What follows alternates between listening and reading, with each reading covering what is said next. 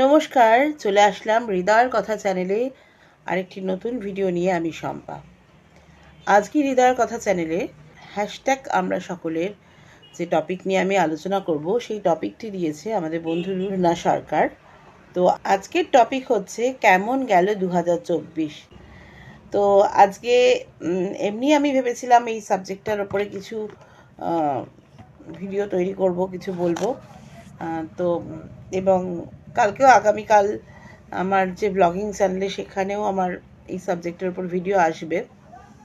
তো হৃদয়ের কথাতে তো আমি মানে আমি ঠিক করেছি যে হ্যাঁ, আমার নিজস্ব ভিডিও আসতেই পারে, অসুবিধা নেই, কিন্তু ম্যাক্সিমামটাই আমি হ্যাশট্যাগ আমরা সকলে গ্রুপের টপিকের উপর ভিডিও বানাবো। তো আজকে সে বিষয়েই কিছু আলোচনা রাখবো। যদিও এই সাবজেক্টটা নিয়ে বলতে গেলে অনেক কথা, অনেক যন্ত্রণা উঠে আসবে। কারণ আমার কাছে 2024টা একটা বিশেষ বছর। কেন বিশেষ বছর সেটা বলতে গেলে হয়তো অনেক যন্ত্রণার কথা উঠে আসবে। হ্যাঁ, প্রাপ্তি তো অনেক, তার মধ্যে কিছু তো সুখ প্রাপ্তি অবশ্যই আছে, যন্ত্রণার প্রাপ্তিও নেহাত কম নয়। যদিও আমি ঠিক করেছি এই যন্ত্রণাগুলো নিয়ে আর বিশেষ আলোচনা আগামী দিনে করব না। তবু হয় কি, বারে বারে উঠে আসে যখন আমরা ফিরে দেখি। মানে মাঝে মধ্যে তো আমরা তো মানুষ, হিউম্যান বিং, ফিরে দেখা আমাদের জীবনে চলেই। তো ফিরে দেখতে গিয়ে যখন দেখি, তখন অনুধাবন করি যে এই যে এত বড় জীবন, ছোট থেকে মানে জন্ম থেকে আজকের এই মুহূর্ত পর্যন্ত অনেক অভিজ্ঞতা।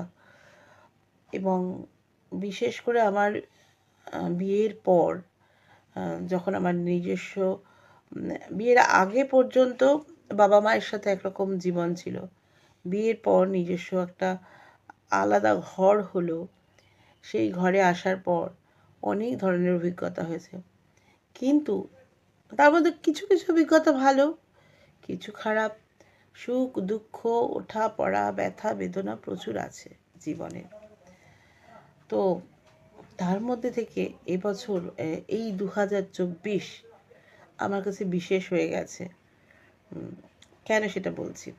দেখো, লাইফে কিন্তু অনেক অভিজ্ঞতা হয়েছে, অনেক দুঃখের অভিজ্ঞতা, অনেক মানে বিচ্ছেদের অভিজ্ঞতা, এবং বিয়ের পর সন্তান হারানোর যন্ত্রণা পেয়েছি, মায়ের চলে যাওয়া, এমন অনেক অভিজ্ঞতা আছে, অনেক করুণ অভিজ্ঞতা। কিন্তু 2024 আমার কাছে বিশেষ হয়ে গেছে। তার একটাই কারণ, আমি বিশ্বাসঘাতকতা কী জিনিস 2024-এ পদে পদে আমি দেখেছি যে কীভাবে বিশ্বাসঘাতকতা হয়, মানুষ কীভাবে বিশ্বাসঘাতকতা করে, কীভাবে সামনে থেকে ছুরি মারে।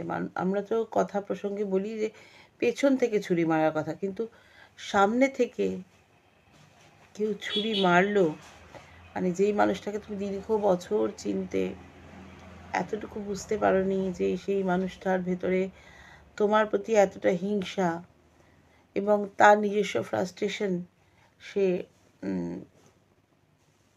মর্মান্তিকভাবে যার উপরে হিংসে তার উপর মানে প্রয়োগ করবে, এটা এটা আমি চাক্ষুষ করেছি। তো যাই হোক, এই ঘটনাগুলো আর রিপিট করছি না। 2024 আমার কাছে একটা ভীষণ শিক্ষণীয়। এই 2024-এ প্রতারণা, বিশ্বাসঘাতকতা, এগুলো পদে পদে আমাকে আহত করেছে। জ্ঞানে অজ্ঞানে মনে তো পড়ে না যে কখনো কারোর সাথে প্রতারণা করেছি বা কাউকে ডিপ্রাইভ করেছি। তাহলে কিসের কর্মফল আমি জানি না, আমার জানা নেই, সত্যিই জানা নেই, বলতে পারবো না। তবে যেটা ঘটে গেছে সেটারই যত আলোচনা করব তত কার্মিক প্যাটার্ন খারাপ হবে, এটা রঞ্জনাদি সবসময়ই বলেন, আর সেটা আমি চাই না। তো তবে 2024-এ যে শিক্ষাগুলো পেয়েছি, সেগুলো মন থেকে কিছুতেই সরাতে পারবো না, কিছুতেই পারবো না। হ্যাঁ, এখন মানে আগামী দিনে 2025 এবং আগামী দিনগুলোতে কারোর সাথে নতুন করে কারোর সাথে পরিচয় হলে তাকে বিশ্বাস করতে একটু সময় লাগবে, একটু ভাবতে হবে। তবে হ্যাঁ, সবটাই কি খারাপ? বহু ভালো মানুষকে আমি পেয়েছি। যেমন আমরা সকলে গ্রুপে বহু ভালো বন্ধু পেয়েছি 2024 এসে, তেমনি অনেক ভালো বন্ধু যারা আগে থেকে যাদের সাথে পরিচয়। যেমন আজকেই বিকেলে আমার বন্ধু পারমিতা, মধুমিতা চেনে পারমিতাকে, পারমিতার সাথে আমি গিয়েছিলাম আরেক বন্ধুর কাছে একটি কাজের বিষয়। সেখানে ভীষণ একটা কোয়ালিটি টাইম স্পেন্ড করলাম আমরা একসাথে। তো গিয়েছিলাম যে বন্ধুর বাড়িতে, সেখান থেকে অনেকখানি পজিটিভ ভাইব নিয়ে আসলাম। তার জীবনে যে লড়াই, শুনতে শুনতে মনে হচ্ছিল আমার লড়াই অনেক কম, অনেক ছোট, অনেক তুচ্ছ। আমি কি লড়াই করছি জীবনের সাথে, সে তো আরো ভয়ঙ্কর লড়াই করছে, এবং হাসি মুখে, আনন্দের সাথে। তো এগুলো তো অবশ্যই শিক্ষার, তাই না? কাজে শিক্ষা অনেক ধরনের হয়েছে। কোনো মানুষকে বিশ্বাস করতে গিয়ে 10 বার ভাববো, এই শিক্ষাটাও যেমন হয়েছে, তেমনি প্রতিদিন প্রতি মুহূর্তে পরিস্থিতি পরিবেশের থেকে যা শিখছি সেই শিক্ষা তো অবশ্যই আছে। এবং সেই সাথেই যে ভালো মানুষগুলো, ভালো বন্ধুগুলো যারা রয়েছে, তাদের থেকেও বিভিন্ন সময়ে বিভিন্ন কিছু শেখার সুযোগ পাচ্ছি। এটাও কম পাওয়া নয়, এটাও কম বড় কথা নয়। তো যেটা যন্ত্রণা সেটা দূরেই থাক, সেটা পাশে থাকুক, সেটা নিয়ে নাই ভাবলাম, নাই আলোচনা করলাম।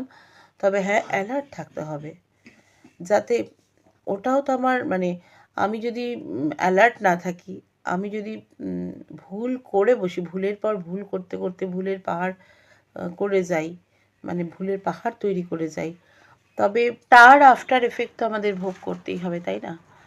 তো সেই জন্যই সেই একই ভুল যাতে আর না হয়, তার জন্য আমাকে সর্বদা অ্যালার্ট থাকতে হবে। এবং সেই সাথে প্রার্থনা এটাই থাকবে যে যে মানুষটা ভুল করছে তার সুমতি হোক।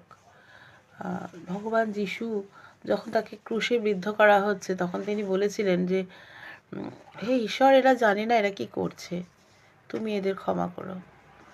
তো এমনই এটাই বলেন যে ও ভুল করছে বলে তুই কিন্তু ভুল করে ওর ক্ষতি চাস না।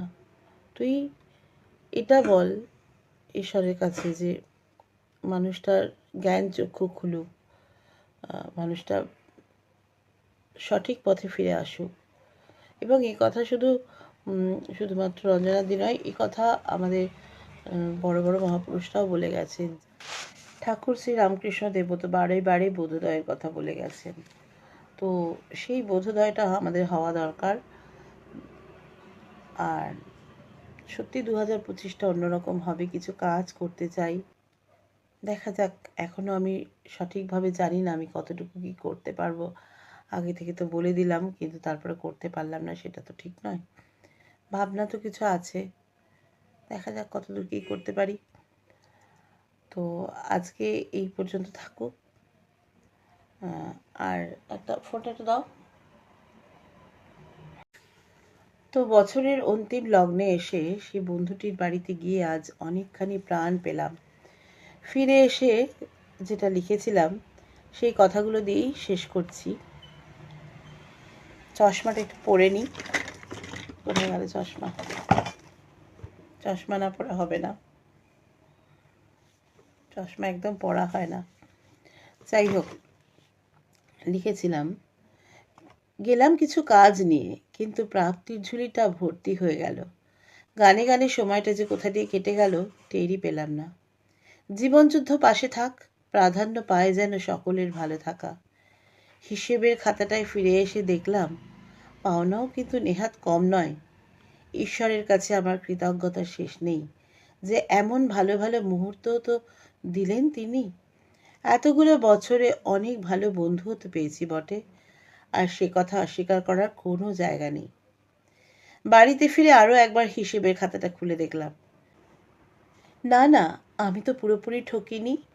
এতগুলো বছরের মধ্যে 2024 অতি সামান্য, অতি তুচ্ছ। সত্যি আমার গ্র্যাটিটিউডের শেষ নেই।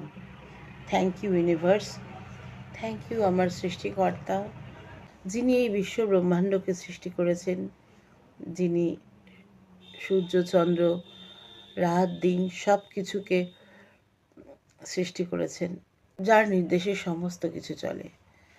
আমার সাথে যেগুলো ঘটেছে সেগুলো হয়তো ঘটার ছিল, কারণ আমরা তো জানি যে ধর্মযুদ্ধ যে ঘটেছিল সেই ধর্মযুদ্ধের পেছনেও কিছু কারণ ছিল এবং অনেক নিরীহ মানুষকে ধর্মযুদ্ধে প্রাণ দিতে হয়েছিল। এও হয়তো একটা ধর্মযুদ্ধ। সকলকে অনেক ভালোবাসা, সকলে খুব ভালো থেকো। দেখা হবে নতুন বছরের নতুন দিনে। শুভরাত্রি।